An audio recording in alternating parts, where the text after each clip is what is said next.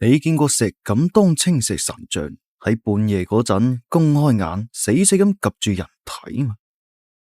我叫朱堅強，今年26歲，係土生土長嘅河灣村人。平時幫鄉里跑腿打雜，做啲體力功夫謀生。我個性格同我個名一樣咁硬頸，天生就膽大，一直都唔信老輩人傳落嚟嗰啲民俗講究，硬係覺得都係氹細路仔嘅迷信說辭。河灣村依山傍水而建，村口嘅三叉路口立住一尊石敢當。呢尊青石像係祖輩傳落嚟嘅老物件，雕得面容威嚴，底座底下仲壓住裹咗朱砂嘅黃紙符，係村裏邊專門用嚟鎮山煞、擋邪祟嘅鎮物。老祖宗傳落死規矩嚟，石敢當只能誠心供奉，絕對唔可以移動佢，更加唔可以揩損佢。話喐咗鎮煞石山裏邊嘅陰祟冇咗壓制，就一定會出嚟禍亂全村嘅。喺前排，村裏邊拓寬土路，施工嘅鏟車唔小心就揩到石敢當，揩甩咗一小塊石皮。村長就嫌佢阻頭阻勢擋住條路，就索性嗌人就將佢移到咗側邊，就將道路修平整佢。我同我老死阿柱就俾嗌去幫手。阿柱啱走到近前就捉住我隻手向後拉，壓低把聲就勸：堅強，呢個石敢當千祈唔可以喐噶，啲老人話呢個係全村嘅鎮宅靠山嚟噶，移咗實定會出怪事，會惹禍上身噶。我就睄咗一眼嗰尊唔起眼嘅青石像，一面唔在乎咁擺手講：切，咪有嚿爛石頭啫嘛，邊度嚟嘅咁多講究啫？整路係為咗成條村嘅方便，移開呢個阻頭阻勢嘅嘢啫嘛，冇自己嚇自己好冇？阿柱依然唔肯，踎喺石敢當面前嘴裏邊不停咁吟住咩得罪莫怪、無心冇犯、求神像見諒之類嘅。我嫌佢咪咪摸摸咁喺度阻頭阻勢，立起手邊嘅撬棍就去撬石敢當嘅底座，一啲都冇聽佢勸阻。咁撬咗小半日，我就監生將石敢當撬到歪埋一邊，底座下壓住朱砂黃紙符亦都露咗出嚟。被風一吹，即時就碎成咗幾片，散落喺塵土裏邊。阿柱見到咁嘅情況，面色即時慘白一片，揼晒腳咁指住我就鬧啦：哎呀，你個死仔啊！你咁大膽嘅，你雲真係闖大禍啦！呢個鎮物嘅符都碎晒，個生勢要出嚟啦！我就一啲都唔驚啊，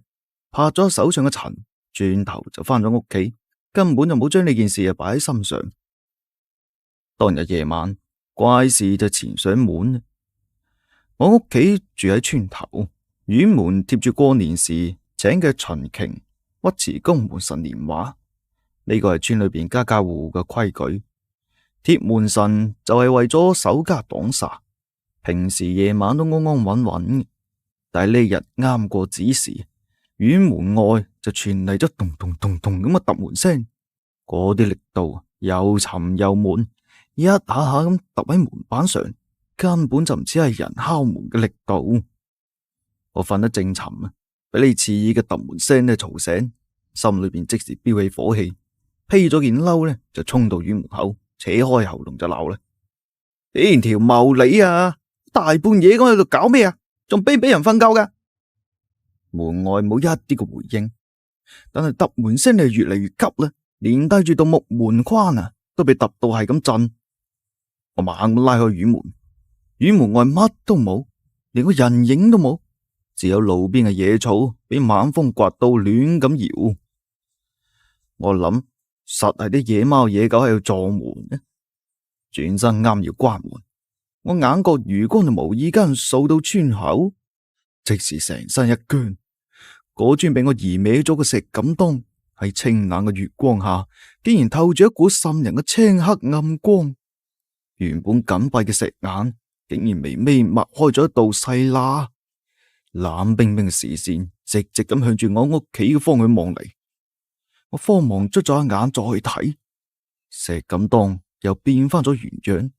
就好似啱先嘅詭異一幕只係我眼花產生嘅錯覺。我強壓住心裏邊嘅發慌，翻屋企瞓低。但係過咗冇幾耐，屋裏邊嘅溫度驟降，明明係初夏噶嘛，但係屋裏邊呢就冷到好似臘月咁，連被竇裏邊都透住刺骨嘅寒氣。緊接住，屋裏邊傳嚟細碎嘅腳步聲，來來回回兜住土炕喺度打轉，仲夾雜住低沉嘅嘆氣聲飄喺耳邊，輕到人頭皮發麻，後背發涼。我捉實枕頭邊嘅手電筒，猛咁撳開掣。屋裏邊乜都冇，但係腳步聲同嘆氣聲依然喺屋裏邊繚繞不散。我眼公公咁挨到天光，成晚都冇瞓過。啱推開家門，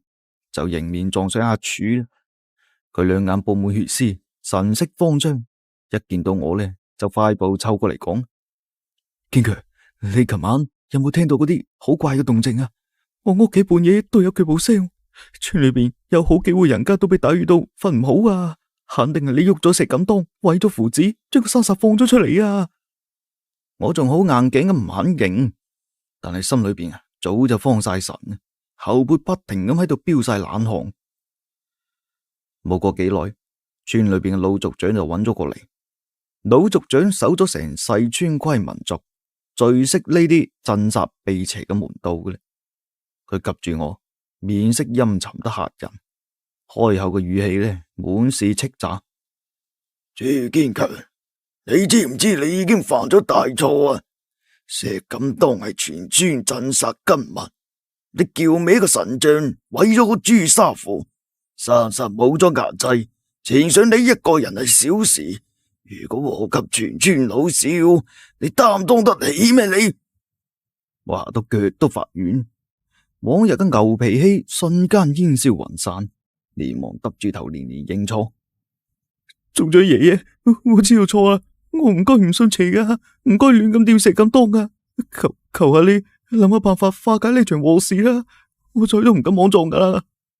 阿柱都喺旁邊幫住求情，懇求老族長出手，穩住生日嘅煞氣，冇俾條村呢遭難。老族長係嘆咗啖氣，沉聲講：唉，事已至此，埋怨邊個都冇用噶啦，只能按照老祖宗嘅規矩嚟補救，一啲都唔可以馬虎。佢先係吩咐阿柱呢，嗱嗱臨揾嚟新嘅朱砂黃紙，又揾嚟咗五穀雜糧、小米、高粱、黃豆、麥粒呢啲嘢，樣樣備齊。